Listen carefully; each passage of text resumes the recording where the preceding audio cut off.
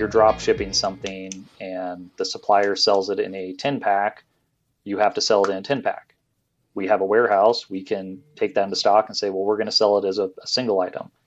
We can afford to do that because this person is drop shipping and can't.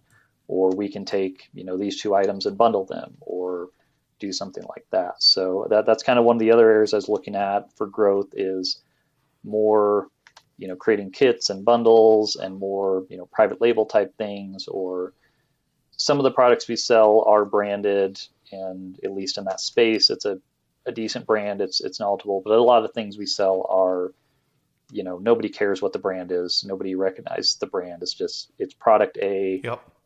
That's all it is. And if you put it with something else, you can label it whatever you want, and nobody really cares.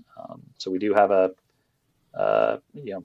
there's a brand, trademark brand. Going to be working with an IP attorney to try and develop a new private label brand for some of our products that would be a little bit, maybe a little higher end, so it doesn't have the word discount in it.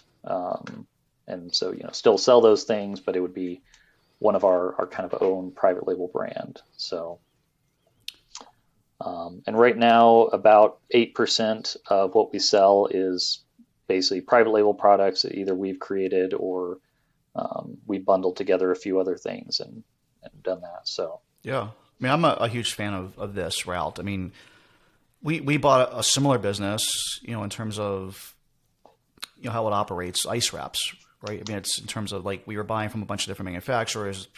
Brand mattered in some cases, didn't matter in others. We had our own warehouse, able to kind of bundle things, learn the information from selling all those other products. And eventually now, fast forward 5 years later, everything is our own product. And so I think that I like that model, and the reason I do is just that you never know when one of these suppliers is going to be like, you know what, Michael, it's been great working with you, but sorry, and so you always want to mitigate that. And being able to like create your own packaging and have, complete control of the supply chain, will allow you to eventually sell these products on Amazon as well without any competition. It's like all the things we talked about, the concerns that we, were talking about earlier with people already on these listings, et cetera, et cetera. If you have your own branded products and eventually you move this whole route, it helps the whole ecosystem grow. But again, this is a multi-year, like long-term thing. So as you're kind of planning for the future, this is this thing to have in the back of your mind. Can we start expanding our private label stuff? Yeah, maybe you get a brand that doesn't have discount in that. I agree. This is the disadvantage to having like the purchasing name a business. Well, no, not purchasing a business, just like having the name that name in the URL. I mean, it's great from one perspective, like people that are searching for Catholic products or whatever, organically, et cetera, discount Catholic products. I mean, it's a great, fine brand name for a store, not a great brand name for a product business. And so this is like a thing that we struggle with like Hollerit, for instance, when we first started looking at what domain to buy. Like I wanted to buy like either coloring.com or like adultcoloring.com or something along those lines. I'm like, that's actually like a really crappy brand. You can't trademark it. It's not really a brand name. The same problem we have with tactical.com. It's a great URL for information in that space, but horrible brand name. So we had to come up with a brand name that's separate from it. But there's ways around that. I mean, you can come up with your own brand name and then you can sell it on discountcatholicproducts.com or have a and that's what I started looking at, and so I do have a name. It's a one-word name. Perfect. That nothing on the trademark. I looked in the trademark database and there's no hits for it at all. So definitely going to go that route. The attorney who handled the business purchase is actually an IP attorney. Perfect. So. So my recommendation there would be like to get that logo designed, make your first product with that name on it, and then start that application process. It takes like 9 to 12 months to finally get a full trademark. These are the types of things that are important to, like, if you're thinking about what are things I should be doing now that just take time and there's nothing I can do to like speed that up. And this is like one of those things, right? And so it's good to plan these types of things way in advance. Don't get snowed under with a bunch of, time. Just like come up with some random product, go to 99designs.com or something, get you a logo made, and kind of come up with like a real but kind of fake product so you can say, I mean, I've already got the product. We've already got several products that are kind of unbranded right now okay, that we could put this on there. It's just perfect. then I start going down the rabbit hole of, okay, well, now I need to get GS1 barcodes because Amazon's moving in that direction. And well, do I get the 100 pack or do I get the 1,000? You know, because the price goes up considerably. Right, right. Well, now what about packaging design? And, you know, where do I find a packaging designer and get all these different things made because we're not having it manufactured in China, they're being made in the US. Yep. That whole ecosystem of, you know, I've heard you talk about many times before, hey, the factory can take care of a lot of that stuff for you. Unfortunately, that ecosystem just is a lot harder in the US. A lot of the B2B type things are, oh yeah, sure, we'll sell you, you know, 10,000 of this. We'll Yep. sell you 1,000 of that. Yep. It's like, well, what if I only need 50 or Yeah, 100? I know. Yeah. I mean, my And just finding recommendation them. would just be to, and that's like another, maybe part two of this, like 6 Yeah. months from now or a year from now. And I'd love to do it. I love this, that you're talking up my alley. This is the stuff I love to nerd out about. But I wouldn't worry about all that right now. Like you'll figure that stuff out. What about packaging and barcodes and et cetera? Those are very valid questions and things you will need to worry about, but you don't need to worry about them now. You don't need any barcodes right now. You don't need any packaging right now. Just get the logo, put it on, you know, something so you can take a picture of it and give it to your attorney so he can file for the trademark. That's going to take Print it on a 9 to 12 sticker months. and do it. Just get it done. Okay. And then by the time you're actually ready to start really selling that stuff, you'll be prepared. You know, you'll have the trademark, which is important. And you can get GS1 barcodes in 10 minutes. And in your case, I probably would get the 1,000 pack to answer that question. We got 100 of them. Or actually, I think, how would that work? It was, we got like, I guess it's 99 of them, I think is what we got. Because it's not exactly, or maybe it is exactly 100. But you know, we knew we weren't going to release that many products, you know, for color it specifically. And so 100 was good. But like in your case, you might want to get the 1,000. Like it's hard to go change later. And it actually, even though it is more expensive to get the 1,000, it'll be cheaper long term if you're going to launch that many Because like products. the one product we have, it's 4 different sizes, it's 7 different colors. So that single product alone has 32 SKUs. Yeah, you need 1,000 for sure. Yeah. Okay. So one of the other growth areas we're looking at is kind of business to business. So we get a lot of orders from churches and schools and things like that, and they will typically place larger orders. You know, if we have a individual buy a 25 pack of something, a church or a school might buy 100, 200, 800. It makes it difficult when it comes to keeping things in stock because we can't, you know, if we carry 500 different prayer cards, you can just never tell when a church is going to come in and order 800 of the same one. Yep. And luckily with our dropship relationships, we're usually able to cover that. But I've started to do some segmentation, but we use Klaviyo. It's not well integrated with our system. We had to have the previous owner had to have a developer build that integration because it didn't exist. So it's not like Shopify where it just things kind of work together. So trying to get that information and get that segmented and do all that stuff in Klaviyo. I know that's email flows I need to build.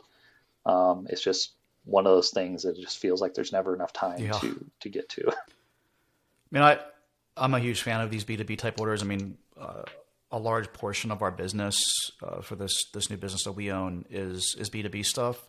These bulk things. We actually do carry in stock enough to handle almost all those orders, but we have fewer products, so we can do it. And the stuff's so cheap. You know, a lot of our stuff is measured in like fractions of a penny when you talk about individual items or just pennies, and so we can carry, you know, huge amounts of them and be prepared for the big order that drops on us. But we have already done the Klaviyo stuff and segmenting and I mean, people that are buying the bulk stuff.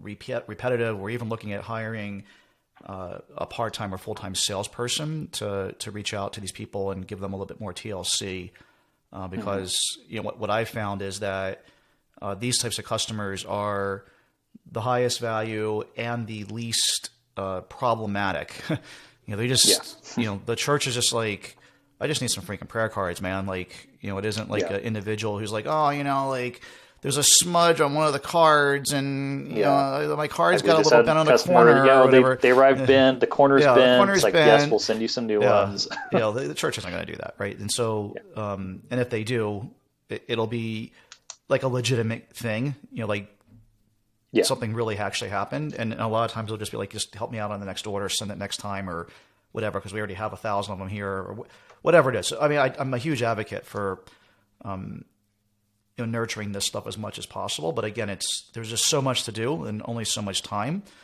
And Yeah.